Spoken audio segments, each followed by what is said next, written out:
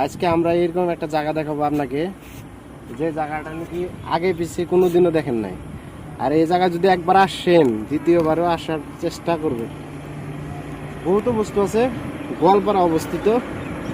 জায়গাটা একটু দেখায় আসেন।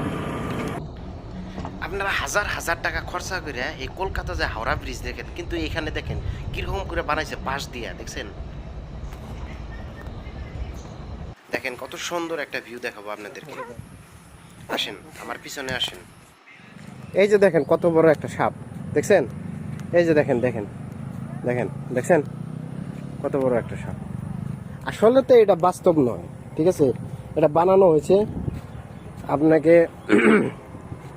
এটা বানানো হচ্ছে। দেখেন সাপটা, দেখছেন? তারপরে এরপরে একটা দৃশ্য দেখাবো। আসলে তো এই ঝর্ণাটা কিন্তু হাত দিয়ে বানানো, মানে ঝর্ণা বানাইছে, দেখছেন? তারপরে একটা দৃশ্য দেখেন, ডাইনোসর লুপ্তপ্রায় প্রাণী, আমাদের থেকে নাই আজকাল, দেখা যায় না। এই এত সুন্দরভাবে একটা লুপ্তপ্রায় প্রাণী ডাইনোসর বানাইছে, দেখছেন?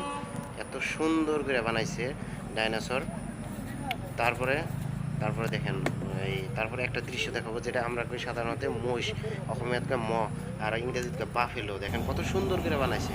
আপনি বাচ্চাদেরকে নিয়ে যাবেন, সুন্দর মনোমা দৃশ্য দেখেন। সাইডে ট্রেন যাচ্ছে, দেখছেন?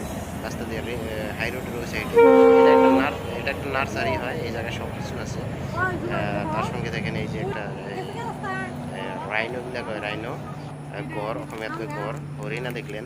তারপরে দেখেন একটা এই কত সুন্দর, দেখেন হরিণা সাইডে। তারপরে ইলেফ্যান্ট, দেখেন কত সুন্দর করে ইলেফ্যান্ট একটা বানাইছে, দেখছেন? এটা হলো মূল গেট, রাস্তার সাইডে।